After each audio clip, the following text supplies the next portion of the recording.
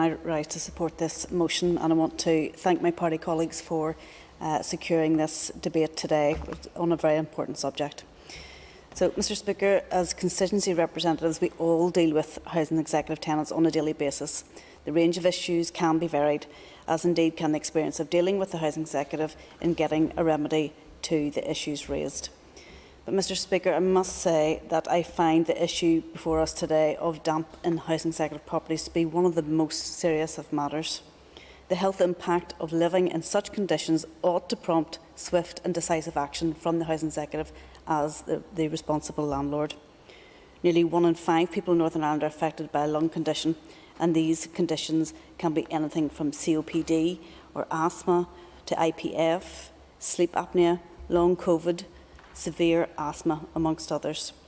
Traditionally, lung disease has a low profile in both the public mind and within the healthcare system, even though nearly twice as many people per day are diagnosed with respiratory disease than non-respiratory cancers.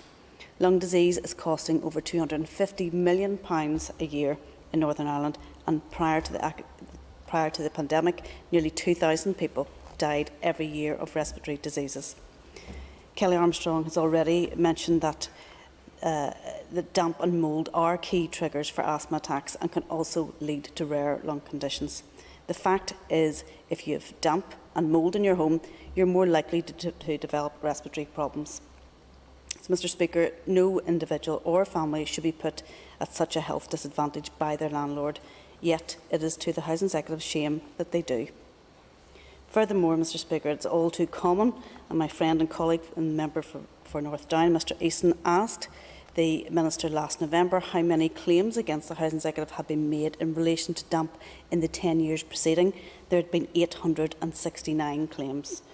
Indeed, my friend, who's in the Speaker's chair from South Belfast, colleague Mr Christopher Stalford, ascertained from the Minister that between February 2020 and February 2021, 2,121 defects had been reported associated with damp to the housing executive, with a further 55 connected to housing associations. Those figures are startling and show the prevalence and seriousness of the issue and how it is affecting so many people on a day and daily basis. What does that say about government, that it is letting people live in homes like this? And these aren't just houses, they are homes where mushrooms are growing on walls and wallpaper is falling off as soon as it's hung. It tells us that we are failing these neighbours of ours. It tells us that we must strive for better.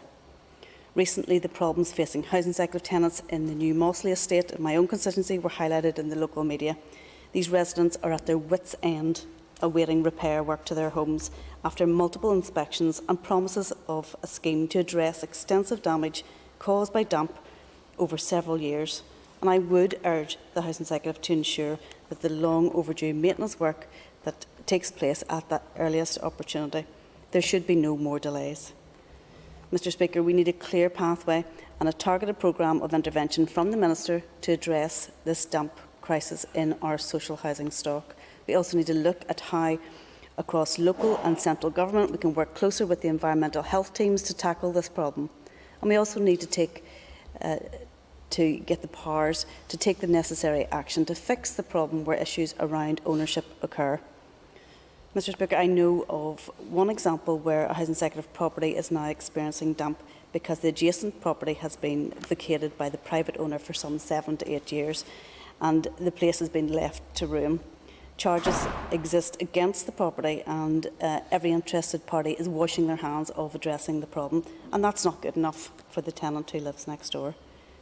Mr Speaker, I want the best for my constituents, and I'm sure the Minister does too, but the reality is that for some, we are offering them homes that are simply not good enough, that, if we are honest, we wouldn't live in.